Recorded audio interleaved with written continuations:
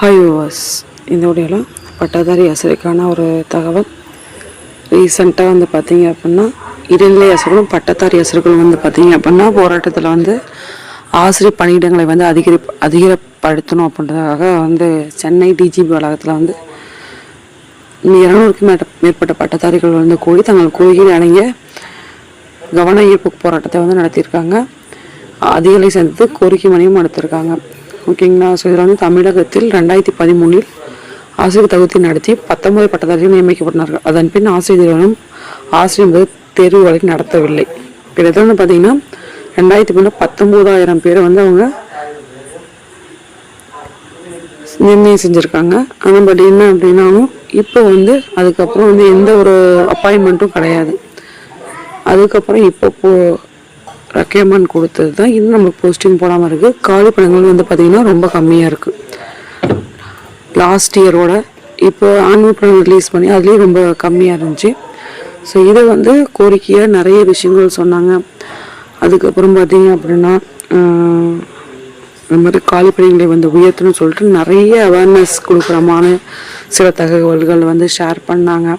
ஒரே டைமில் வந்து எல்லாத்தையுமே ஷேர் பண்ணுற மாதிரி சில விஷயங்கள்லாம் பண்ணாங்க. சோஷியல் மீடியாவில் எல்லா விஷயங்களுமே பண்ணாங்க. இப்போ ரீசெண்டாக வந்து பார்த்திங்க அப்படின்னா இப்போவும் வந்து பார்த்திங்க அப்படின்னா அவங்க ஒரு கவன ஈர்ப்பு போராட்டம் வந்து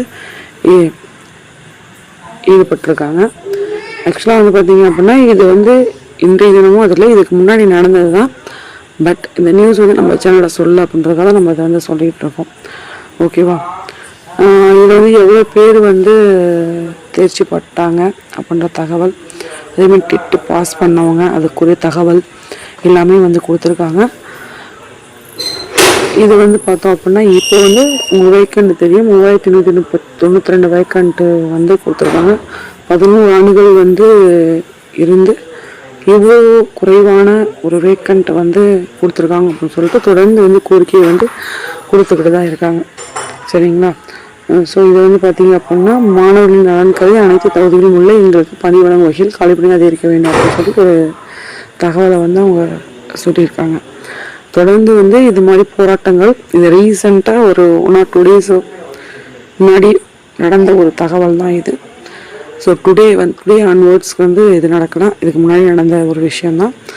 பட் இந்த போராட்டங்களும் தொடர்ந்துட்டு தான் இருக்குது. கோரிக்கைகளும் வச்சுக்கிட்டு தான் இருக்கா. மனுக்கள் எங்கே வந்து மாண்புமிகு கல்வித்துறை அமைச்சரை பார்த்தாலும் அவங்க எங்கே மீட்டிங்லாம் வந்து அவங்க இருக்கிறாங்களோ இல்லை வந்து பொது இட சார்ந்த ஒரு மீட்டிங்கில் இருந்தாலும் சரி அங்கேயும் போய் கோரிக்கைகள் எல்லாமே வந்து கொடுத்துக்கிட்டு தான் இருக்கிறாங்க. எங்கே வந்து வாய்ப்புகள் இருக்கோ அந்த இடத்துல எல்லாத்துலேயுமே வந்து பார்த்தீங்கன்னா இந்த பட்டதாரி ஆசிரியர்களோட கோரிக்கைகளை வந்து கொடுத்துக்கிட்டு தான் இருக்கிறாங்க.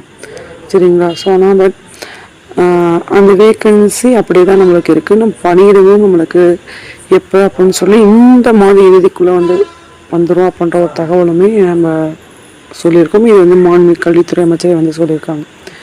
ஸோ தொடர்ந்து இந்த பணியிடங்களுக்கான வழிமுறைகளையும் அதே மாதிரி பார்த்திங்கன்னா கோரிக்கைகளையும் மனுக்களையும் டெலகிராம் ஓகேங்களா. ஸோ வாட்ஸ்அப்பு ஓகே என்னென்ன சோசியல் மீடியா இருக்கோ எல்லாத்துலேயுமே வந்து அவங்களோட விஷயத்தை வந்து என்கரேஜ் பண்ணிக்கிட்டே தான் இருக்கிறாங்க. அது ரொம்ப ஒரு சப்போர்ட்டிவான விஷயம். கண்டிப்பாக வந்து இதற்கான ஒரு பலன் வந்து கண்டிப்பாக வந்து கிடைக்கும். ஏன்னா தொடர்ந்து அவங்க கோரிக்கையை வந்து கொடுத்துட்ருக்காங்க. காலி பணியிடங்களை வந்து கண்டிப்பாக வந்து அதிகரிக்க வேண்டும் அப்படின்றது தான் என்னுடைய ஒரு தனிப்பட்ட ஒரு கருத்தும். சரிங்களா. ஸோ இந்த தகவல் மீட் பண்ணுது. நன்றி, வணக்கம். தேங்க்ஸ் ஃபார் வாட்சிங்.